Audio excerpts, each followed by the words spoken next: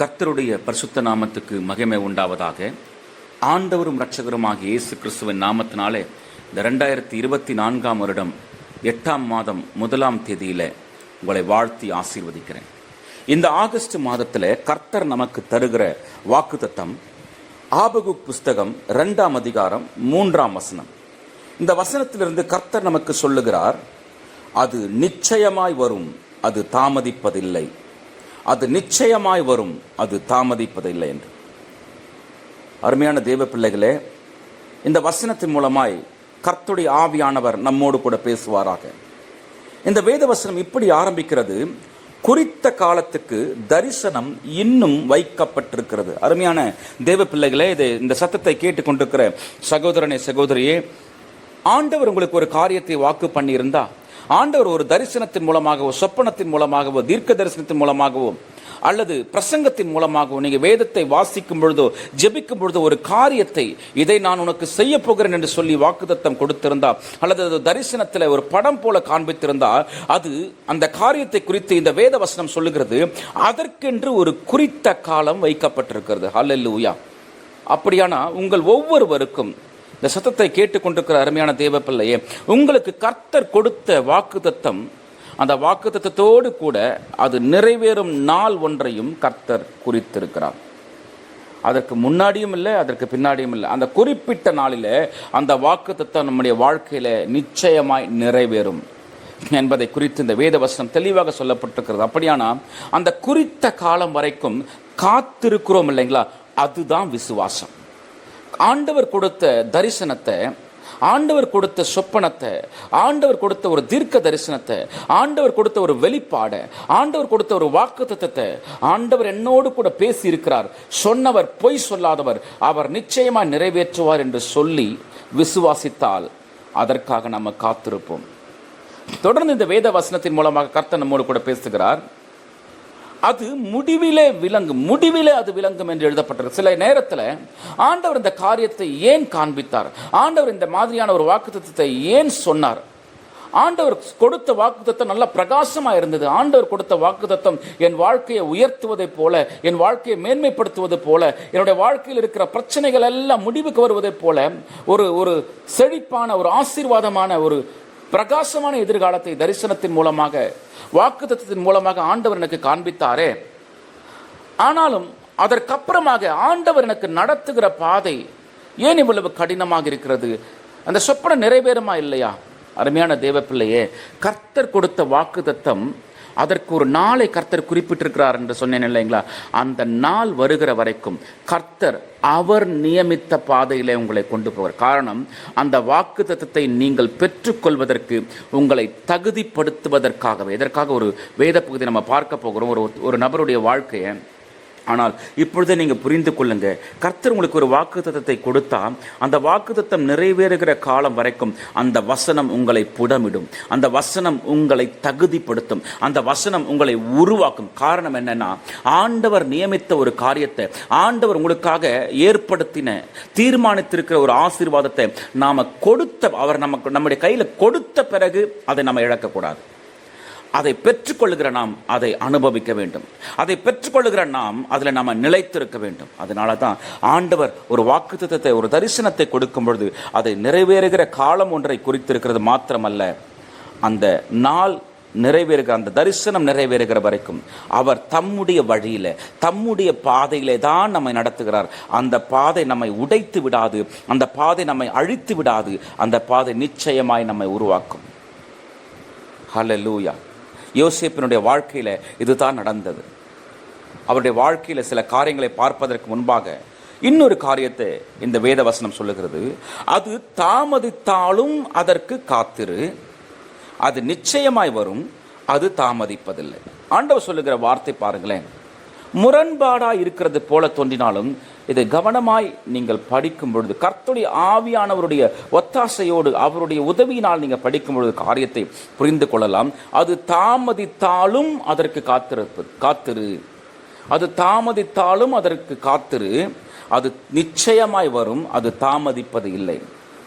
என்ன சொல்ல வருகிறார் ஆண்டவர்? சில வேளைகளில் அருமையான தேவ பிள்ளையே, சரியான நேரத்தில் தான் அந்த சத்தத்தை நீங்கள் கேட்டுக்கொண்டிருக்கிறது. சரியான நேரத்தில் தான் இந்த செய்தி உங்களை நோக்கி வந்திருக்கிறது. சில நேரங்களில் கர்த்தர் நமக்கு கொடுக்கிற வாக்குத்தத்தம் நிறைவேறாமல் போய்விடுமோ என்பது போல சூழ்நிலைகள் இருக்கலாம். நாம் கடந்து போகிற பாதை, நம்ம அனுபவிக்கிற சூழ்நிலைகள், நம்ம இருக்கிற நிலைமை, ஆண்டவர் கொடுத்த வாக்குத்தத்தம் ஒரு புறம் இருக்க, நம்ம இருக்கிற சூழ்நிலை வேறு மாதிரி இருக்கும். ஐயோ, ஆண்டவர் இப்படி சொன்னாரே, ஆனால் என் வாழ்க்கை இப்படி நடந்து கொண்டிருக்கிறதே, ஆண்டவர் சொன்ன வாக்குத்தத்தம் நிறைவேறுமா நிறைவேறாதா என்று தெரியலையே என்ற ஒரு ஒரு ஒரு குழப்பமான ஒரு சூழ்நிலை, எதிர்மறையான ஒரு சூழ்நிலையாக கூட இருக்கலாம். அப்போ நம்முடைய பார்வையில் அந்த வாக்குத்தத்தம் அல்லது தரிசனம் தாமதம் ஆவது போல தோன்றலாம். நன்றாய் கவனிங்க, ஆண்டவர் தாமதிப்பது கிடையாது. ஆனால் சூழ்நிலைகளை கவனிக்கிற நாம் இப்பொழுது இருக்கிற நிலைமையை யோசிக்கிற ஒருவேளை அதன் அடிப்படையில் யோசித்தா, ஒருவேளை வாக்குத்தத்தம் நிறைவேற காலதாமதம் ஆகுமோ, வாக்குத்தத்தம் என் வாழ்க்கையில் நிறைவேறாமலேயே போயிடுமோ என்று சந்தேகப்படலாம். அதனால தான் ஆண்டவர் இந்த வசனத்தில் நமக்கு உறுதிப்படுத்துகிறார், அது நிச்சயமாய் வரும். ஹல்லேலூயா. கர்த்தர் உங்களுக்கு கொடுத்த வாக்குத்தத்தம், கர்த்தர் உங்களுக்கு கொடுத்த தரிசனம் நிச்சயமாய் உங்கள் வாழ்க்கையில வந்து உங்களுக்கு பலிக்கும். ஆண்டவர் சொன்ன வார்த்தை உங்கள் வாழ்க்கையில நிறைவேறும் என்று இயேசு கிறிஸ்துவின் நாமத்தினால மறுபடியும் உங்களுக்கு அறிக்கை செய்கிறேன். ஆண்டவர் சொன்ன வார்த்தை நிச்சயமாய் நிறைவேறும். சூழ்நிலைகள் மாறலாம், காலங்கள் மாறலாம், மனிதர்கள் மாறலாம், நம்முடைய விசுவாசத்தில் தடுமாற்றம் ஏற்படலாம். ஆனால் கர்த்தர் சொன்ன வார்த்தை ஒரு நாளும் பொய் சொல்லாது. ஆண்டவர் கடைசியில் அதை உறுதிப்படுத்துகிறார், அது தாமதிப்பதில்லை. அப்படியானா நம்முடைய பார்வையில் அது தாமதம் போல தெரிந்தாலும் ஆண்டவருடைய நேரத்தின்படி, ஆண்டவருடைய தீர்மானத்தின்படி, ஆண்டவருடைய ஆதீனத்தில் குறிப்பிட்டிருக்கிற வேலையின்படி அது தாமதிப்பது கிடையாது. கர்த்தர் சொன்ன வாக்குத்தத்தம் நிச்சயமாய் நிறைவேறும். ஆனால் அதற்கு முன்பாக அது நிறைவேறுகிற வரைக்கும் என்னென்ன காரியங்கள் நம்முடைய வாழ்க்கையில் நடக்கும் என்பதை யோசேப்பின் வாழ்க்கையில் நாம் கவனிக்க முடியும். யோசேப்பின் வாழ்க்கையில் நம்ம பார்க்கிறோம், ஆண்டவர் அந்த யோசேப்புக்கு ஒரு சொப்பனத்தின் மூலமாக நடக்க போகிற ஒரு காரியத்தை, அவனுடைய எதிர்காலத்தை குறித்த ஒரு வெளிப்பாடை கொடுக்கிறார். உன்னுடைய வாழ்க்கை இப்படித்தான் இருக்க போகிறது என்கிற ஒரு வெளிப்பாடை கொடுக்கிறார். ஆனால் அந்த வெளிப்பாட்டை கேட்டு சந்தோஷப்பட்டு கொண்டிருந்த யோசேப்பினுடைய வாழ்க்கையில் அடுத்தடுத்து பிரச்சனைகளை, போராட்டங்களை அவர் அனுபவிக்கிறத நம்ம பார்க்க முடிகிறது. தொடர்ந்து பிரச்சனைகளை அவர் அனுபவிக்கிறார், தொடர்ந்து போராட்டங்களை அனுபவிக்கிறார். அந்த சொப்பனத்தை கண்ட அவர் தன்னுடைய சகோதரிடத்தில் பகிர்ந்து கொள்ளுகிறார், எதிர்ப்பை சம்பாதிக்கிறார். தன்னுடைய தகப்பனாரிடத்தில் பகிர்ந்து கொள்ளுகிறார், அவர் கடிந்து கொள்ளுகிறார். யாருமே அந்த சொப்பனத்தை ஏற்றுக்கொள்ளலை, யாருமே அந்த சொப்பனத்தை கேட்டு சந்தோஷப்படலை. இவர் தான் சந்தோஷப்பட்டார், மற்றவர்கள் சந்தோஷப்படலை. ரெண்டாவது பார்த்தீங்கன்னா, அந்த சகோதர அந்த எதிர்ப்பு நிமித்தமாக அந்த யோசேப்பை, சொப்பனத்தை பெற்றுக்கொண்ட, தரிசனத்தை பெற்றுக்கொண்ட அந்த யோசேப்பை அவர்கள் குழியில தள்ளுகிறார்கள். மூன்றாவது, அந்த குழியிலிருந்து எடுத்து இஸ்மவேலரிடத்தில் விலைக்கு விற்று போடுகிறார்கள், அடிமையாகிறார்கள். அதற்கப்புறம் பார்த்தீங்கன்னா, போத்திபார் என்கிற ஒரு ராணுவ அதிகாரியினுடைய வீட்டில், எகிப்து ராணுவ அதிகாரியினுடைய வீட்டில் அவர் ஒரு வேலைக்காரனாக மாறுகிறார்.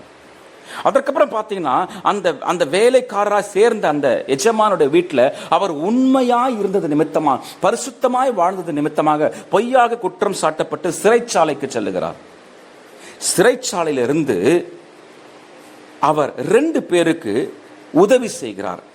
ஆனாலும் அவர்கள் நன்றி மறந்ததுனால இவருக்கு மறுபடி கைமாறு எதுவும் செய்யாம, உதவி செய்யாமல் போய்விடுகிறார்கள். ஆனாலும் கர்த்தர் குறித்த நாள் வந்த பொழுது, அந்த தரிசனம் நிறைவேறுவதற்கான நாள் வந்த பொழுது, கர்த்தர் அந்த சிறைச்சாலையில் இருந்து தானே யோசேப்பை உயர்த்தி அந்த தேசத்தினுடைய பிரதம மந்திரியாய் மாற்றினார். அருமையான தேவ பிள்ளைகளே, நன்றாய் கவனிச்சிங்களா? ஆண்டவர் சொப்பனம் கொடுத்ததுக்கும் அதை நிறைவேறுவதற்கும் இடையில எத்தனை பிரச்சனைகள், பாடுகளை அவர் அனுபவித்தார். ஆனால் அத்தனை பிரச்சனையிலும் அவர் தனக்குள் இருக்கிற குணாதிசயங்களை வெளிப்படுத்த வேண்டி இருந்தது, அதை நிரூபிக்க வேண்டியிருந்தது. ஒரு 3 குணாதிசயங்கள் யோசேப்பினுடைய வாழ்க்கையில் இருந்தது. முதலாவது, அவர் கொடுத்த பொறுப்புகளிலே உண்மையாயிருந்தார். எந்த இடத்துல இருந்தாலும், அவர் போத்திபார் வீட்டில் இருக்கும் போதும் சரி, சிறைச்சாலையில் இருக்கும் போதும் சரி, தன்னை நம்பி ஒப்பு கொடுத்த பொறுப்புகளை கையாளுவதில் உண்மையா இருந்தார், உண்மை உள்ளவராக இருந்தார். அருமையான தேவ பிள்ளைகளே, ஆண்டவர் கூட உங்களுக்கு ஒரு வாக்குத்தத்தம் கொடுத்திருக்கலாம், ஒரு தரிசனத்தை கொடுத்திருக்கலாம், ஒரு சொப்பனத்தை கொடுத்திருக்கலாம், உங்கள் எதிர்காலத்தை குறித்த ஒரு வெளிப்பாடை கொடுத்திருக்கலாம். அது நிறைவேறுவதற்கு முன்பாக நீங்கள் இப்பொழுது இருக்கிற பொறுப்புகளில் உங்களுக்கு கொடுக்கப்பட்ட பொறுப்புகள், அது குடும்ப பொறுப்பா இருந்தாலும், ஊழிய பொறுப்பா இருந்தாலும், வேலை செய்கிற இடத்துல பொறுப்பா இருந்தாலும், அது பிசினஸா இருந்தாலும், எந்த காரியமா இருந்தாலும் உங்களுக்கு கொடுக்கப்பட்ட பொறுப்புல நீங்க உண்மையா இருக்கிறீர்களா? ஆண்டவர் சோதிப்பதற்காக தான் சில காரியங்களை அனுமதிக்கிறார்.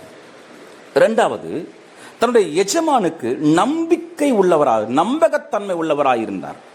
அதாவது நம்மை மனுஷர்கள் நம்புகிற அளவுக்கு நாம் வாழ்கிறோமா என்பதை கர்த்தர் சோதித்து பார்க்கிறார். முதல்ல உண்மை உள்ளவராய், பொறுப்புகளில உண்மை. இரண்டாவது, நம்பகத்தன்மை நம்மிடத்துல காணப்பட வேண்டும். அந்த யோசேப்பு அந்த போத்திபாருடைய வீட்டில் இருந்த பொழுது பாவம் செய்வதற்கு வாய்ப்பு கிடைச்சாலும் கூட அவர் சொல்றார், என்னுடைய எஜமானுக்கு நான் துரோகம் செய்ய முடியாது, அதே போல என் கர்த்தருக்கு முன்பாக, என் தேவனுக்கு முன்பாக இந்த பாவத்தை நான் செய்ய முடியாது.